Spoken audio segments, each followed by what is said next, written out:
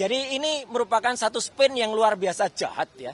Dan dengan enaknya para pendukung Joko Widodo itu kemudian membalik begitu saja, mengatakan ijazah saya palsu. Ya, kalau Jokowi itu dulu mau bersifat negarawan dan mau terbuka, tunjukkan saja ijazahnya, selesai.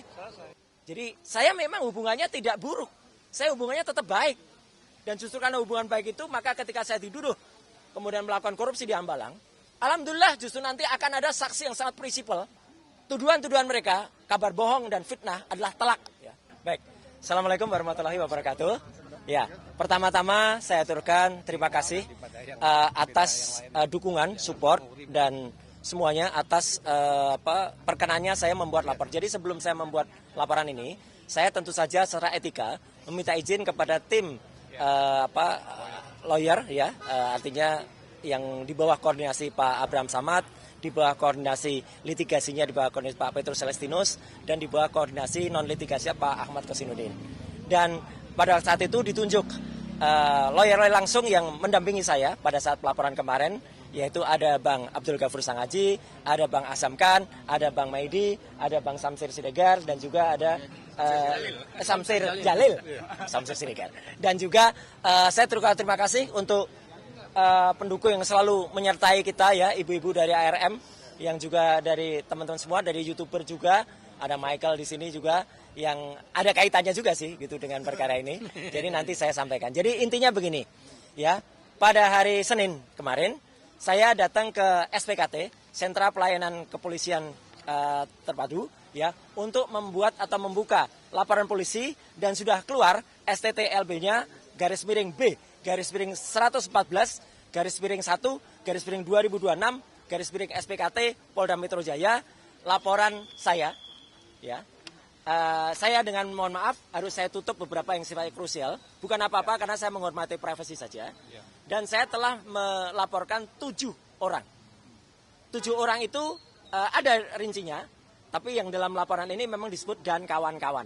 Ya, tapi dan kawan-kawannya pihak penyidik sudah mendapatkan karena kami sudah menyerahkan laporan berupa detail intinya seperti ini, lengkap dengan ada penjelasan di dalamnya tentang orang-orangnya, tentang buktinya, screen capture-nya, link-nya, bahkan juga transkripnya sudah kita berikan semuanya.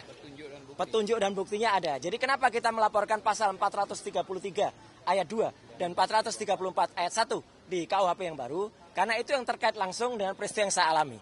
Jadi ini merupakan satu spin yang luar biasa jahat ya, gitu. Karena penelitian yang kami lakukan bertiga awalnya dan didukung oleh teman-teman yang lain dari tim akademisi dan juga dari TPUA dan juga tim aktivis adalah tentang dugaan ijazah palsu yang dimiliki oleh Presiden ke-7 Indonesia Joko Widodo, yang kesimpulannya adalah 99,9% palsu. Dan dengan enaknya para pendukung Joko Widodo itu kemudian membalik begitu saja, mengatakan ijazah saya palsu. Ada yang mengatakan ijazah S1 saya palsu, ada yang mengatakan ijazah S2 dan S3-nya juga palsu.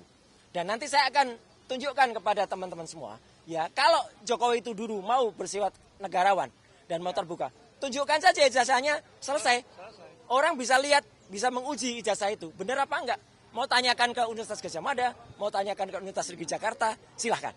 Ya, nanti di bagian akhir saya tunjukkan. Tapi yang jelas, secara lucu, semalam, tepatnya dua malam sebelumnya, lawyer kami, ya, Pak Ghafur Sangaji, memang sudah menyampaikan, ya, acara hari ini. Dan pada saat itu juga sudah mulai ada yang kelihatan kayak cacing kepanasan, ya, gitu, bingung dia, gelisah apa. Dan semalam ada yang lebih gelisah lagi. Semalam di salah satu TV ada yang sudah pakai baju tahanan, ada yang buka kaos dan kaosnya kaos tahanan, calon kali ya, gitu. Dan maka pada hari ini mohon didengarkan baik-baik, ya, gitu, tanpa kemudian bersifat mendahului pihak kepolisian. Nama-nama terlapor, inisialnya akan saya sebut. Ya. Inisial yang pertama adalah A. Inisial yang kedua adalah B. Inisial yang ketiga adalah D. Inisial yang keempat adalah F. Inisial yang kelima adalah L. Inisial yang kelima adalah U. Dan inisial yang enam adalah U. Dan inisial yang ketujuh adalah V. Jadi A, B, D, F, L, U, V. Itu adalah orang-orang yang kami laporkan dan ada di dalam detail penjelasan yang sudah ada di dalam laporan kepolisian nomor STTLB garis miring B garis miring 114 garis miring 2026 SPKT Polda Metro Jaya.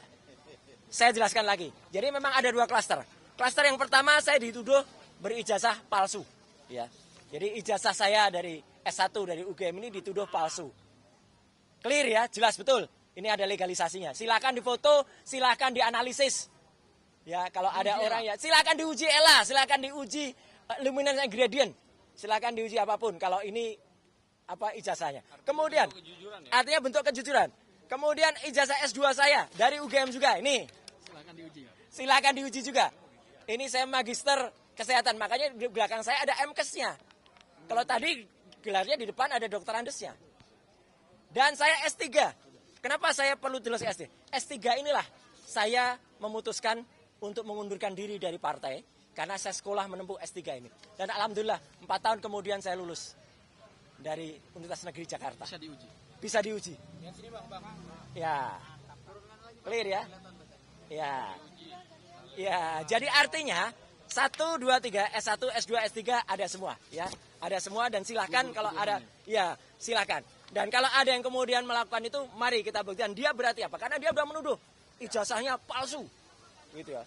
Kemudian bla bla bla. Yang kedua yang tadi sudah disebut. Saya dituduh melakukan korupsi di proyek Hambalang ya. Saya justru mengundurkan diri dari partai itu karena mau sekolah tadi. Dan salah sedikit dari orang di partai itu yang telah memperoleh 5% sebagai kader terbaik partai. Saya kader terbaik dari partai itu tahun 2016. Dan setelah itu saya justru 4 tahun berikutnya saya izin kepada ketua umum waktu itu untuk mengundurkan diri karena saya mau sekolah. Jadi saya memang hubungannya tidak buruk. Saya hubungannya tetap baik. Dan justru karena hubungan baik itu maka ketika saya dituduh kemudian melakukan korupsi di Hambalang, alhamdulillah justru nanti akan ada saksi yang sangat prinsipal yang mengetahui persis ketika kasus Hambalang itu beliau berada di KPK. Ya, dan itu akan sangat membantu kita akan menjelaskan Roy Suryo tidak termasuk dalam lidik dan tidak ada. Clear banget. Ya, kenapa saya dibikin videonya? Jadi sebenarnya pasal 32 dan 35 Undang-Undang ITE pun masuk dan nanti akan didalami karena saya digambarkan ada di Hambalang, saya digambarkan ada di rombongan yang meneliti itu dan saya digambarkan terlibat dalam urusan itu.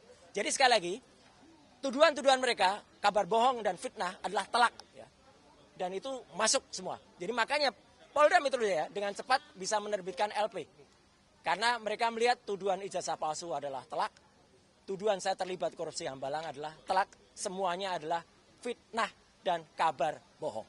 Jadi sekali lagi kepada 7 pelaku ya A, B, D, F, L, U, V siap-siap saja untuk menerima panggilan dari Polda Metro Jaya.